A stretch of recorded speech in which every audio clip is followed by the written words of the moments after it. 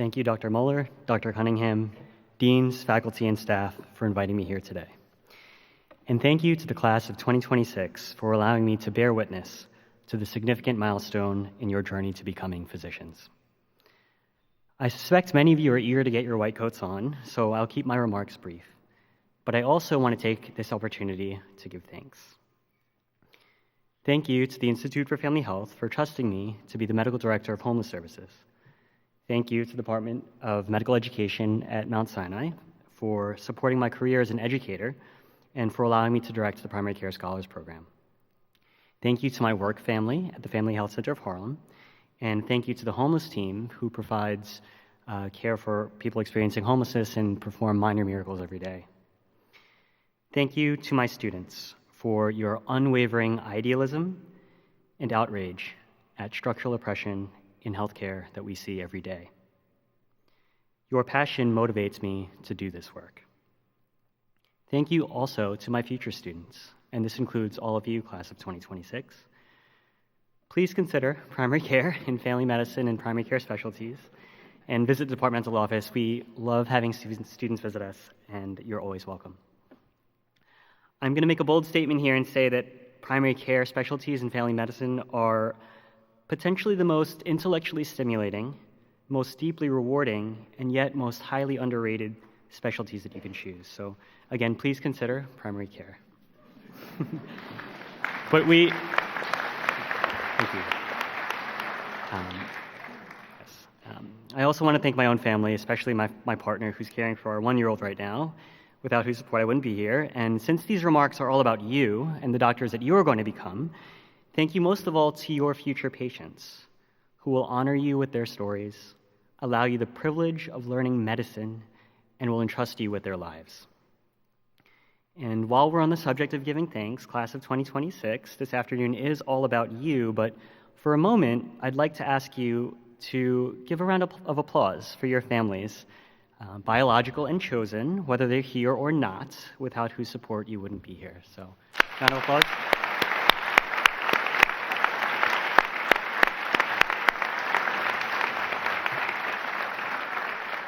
So class of 2026, what's about to happen here today, right? And what is today all about? So in case you didn't know, you're about to put on a white coat. And by the way, your white coats will never be cleaner, never be whiter than they are today. So take a lot of pictures. And as Dr. Cunningham was saying, as far as traditions in medicine go, the white coat ceremony is a relatively new one. Started in 1993 by the Arnold P. Gold Foundation, the ritual we are celebrating today is meant to emphasize compassionate, collaborative, ethically sound, and scientifically excellent care from the very start of medical school. And when you wear your white coats for the first time, you will begin to benefit from the lifelong privileges being a member of our profession bestows. Simply by wearing the white coat, others might assume you are knowledgeable, caring, and even trustworthy.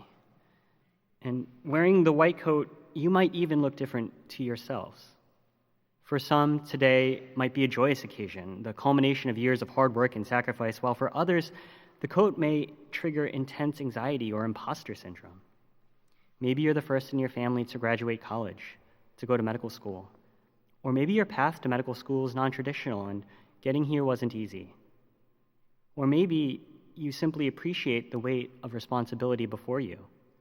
You understand the depth of dysfunction in our unjust healthcare system that you will inherit, and maybe this is overwhelming to you. But whether you're in the camp that feels joyous or anxious right now, or somewhere in between, I want to reassure you that whatever you're feeling right now is valid. And no matter what it took for you to get here, we, your faculty, everyone on this stage, are here to support you and ensure that you succeed in medical school. So lean into the uncertainty ahead, because that openness and humility will make you a better doctor. It's also worth mentioning that we are living in a historic moment. Over 2 years into the greatest public health emergency of our time, with generations-old disparities amplified by the pandemic, it is our patients and communities who occupy marginalized social locations based on race, class, gender, sexuality, ability, and documentation status, to name a few, that will continue to experience disproportionately poor health outcomes. We are also living in a moment when access to a basic healthcare need for people of reproductive age has come under attack, and with it, the right to bodily autonomy that states that decisions about your body are yours alone to make. Add all of that to the ongoing public health crises of gun violence, racism, and climate change, and class of 2026, you will be faced with big questions, and you have your work cut out for you. So in the face of these responsibilities, what does the white coat symbolize? Well, like most things in medicine, it's complicated. Certainly, it symbolizes a transformation from layperson to physician, or more optimistically, to healer. But scratch beneath the surface, and it might also symbolize something very different. Perhaps a subtle elitism, an assumption of intelligence, and definitely educational privilege. It also might, to some, represent hierarchy and deference, right? Did you know that there are short coats for students and longer coats for residents, fellows, and attendings? Going beyond symbols, our coats themselves can cause problems. Study after study has shown that these very coats we wear are fomites and carry pathogens, especially around the shirt sleeves. And we also know that for some of our patients, the very sight of doctors in white coats causes their blood pressure to rise, a condition called white coat syndrome. And yet, despite these problems, the white coat in medicine persists. So why do we let ritual and tradition prevent us from doing what seems like it could be right? I would argue that our profession's investment in the white coat also symbolizes our potential to be defenders of the status quo. But as a profession, it is critical that we reckon with the complex history of science and the origin and advancement of medicine in this country. We must also grapple with the integral role science has played in upholding oppressive systems of power and codifying discrimination in our algorithms, protocols, research, and curriculum. Knowing this history, we can understand how for so many the white coat symbolizes immeasurable pain, violence, and mistrust. So for you, class of 2026, I hope your relationship to the white coat is complicated and wrinkled, because medicine itself is non-binary. Right and wrong get blurry. And there is no such thing as a purely bad or difficult patient, and despite our good intentions as physicians, we have the potential to also cause harm. But also as physicians, we keep learning. We seek help when we need it, and we strive towards altruism always. After all, medicine is a noble profession not because we are perfect, but because we learn from our failures and constantly strive to do what is right. I want to end with a brief story. And trigger warning, this story references caring for patients in the early months of the pandemic. As a family doctor, I'm trained to care for patients from cradle to grave, wherever they are. In the spring of 2020, I was one of several faculty who provided care on the COVID wards. And after weeks of anticipation, my time on service had arrived, and every single one of our patients had COVID. Of course, I had been listening intently to the news about patients and staff falling ill, some dying, and I will be the first to admit that I was scared. So I prepared myself the only way I knew how. I practiced donning and doffing PPE and searched for what scarce literature about COVID existed, first out of China, then Italy, and eventually right here out of Mount Sinai, New York. In those early days of the pandemic, there were just so many more questions than answers. Is surface transmission possible? How effective is PPE? Can it be reused? And will there even be enough? When I sat in your shoes 17 years ago and took the Hippocratic Oath, I never imagined simply doing my job would put me so acutely in harm's way. But when I arrived on the wards, flanked by brave nurses and residents, what struck me more than the closed doors and faceless, fully gowned staff was the loneliness my patients felt and the stark, systematically imposed potential lack of human connection anywhere. Doors were wallpapered with vital signs, entry and exit logs, cleaning logs. Visitors' lounges were completely empty. Our hospital, like most institutions, imposed strict visitor policies, and I couldn't help but wonder if, in the process of protecting ourselves and hoping to contain the virus that was already endemic in our community, whether somehow we were causing incalculable harm to our patients. With no family to advocate for them and many requiring ventilation, unable to advocate for themselves, I wondered if a part of our own humanity was lost in the process. One patient's story sticks with me. Let's call her Cecilia.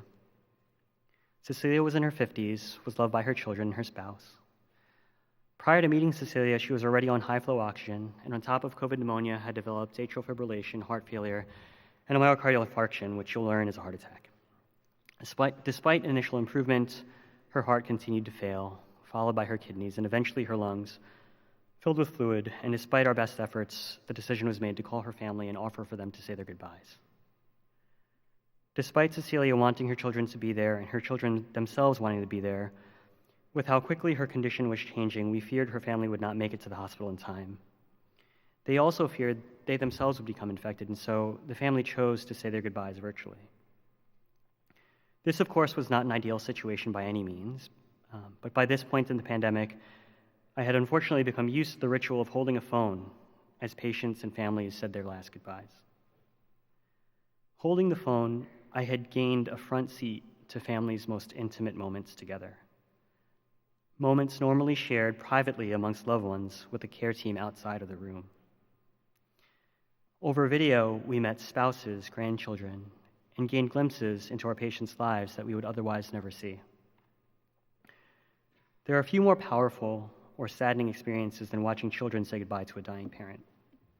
Some families shared memories, others laughed, some sang, many prayed. Most families encouraged their loved ones to stay strong and keep fighting.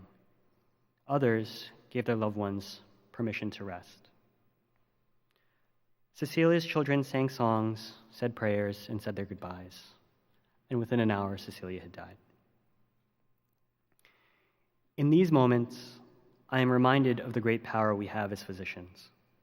When confronted with COVID, social distancing, and the greatest dehumanizing forces of modern medicine, we as a profession countered with human connection and shared purpose for our patients.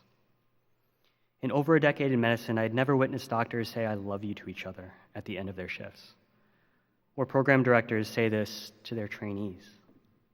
But COVID changed all of that. Through the grief and loneliness of quarantine and isolation, we as a profession relearned the power of compassion and connection. So as we place perfectly crisp, perfectly clean white coats around your shoulders, remember that medicine itself is messy and imperfect, and your journey will be wrinkled. But also remember that it is within these imperfections that the meaning of medicine is found. Thank you, and congratulations to the class of 2026.